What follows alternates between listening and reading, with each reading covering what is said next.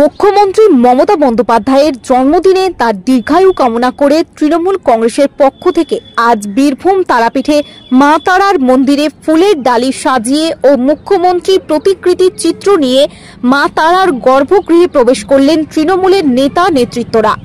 এই পুজো দিতে উপস্থিত ছিলেন INTTUC সভাপতি ত্রিদীপ ভট্টাচার্য, রামপুরহাট 2 নম্বর ব্লক সভাপতি সুকুমার মুখার্জি সহ অন্যান্য নেতা নেতৃত্ববর্গ। Bureau report, Birbhum news.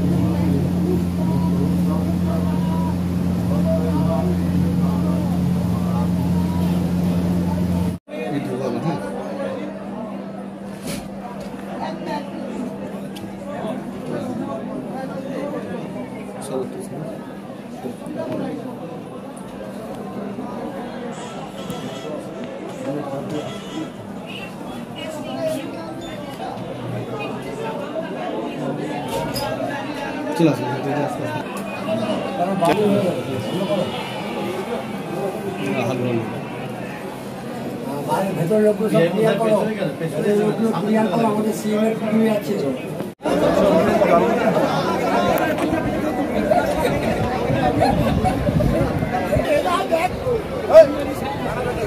আদিও দাঁড়াইছে ঢুকিয়ে দিস ওখানে।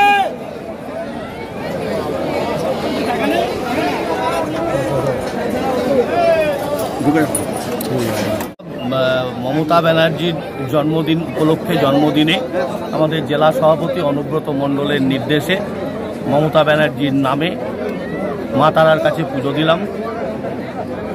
বেনারসি শাড়ি, 16 কলা, 16 মন্ডা, ফুল, মালা, ধূপ সহযোগে, আলতা সিঁদুর সহযোগে মা তারার কাছে নিবেদন করলাম।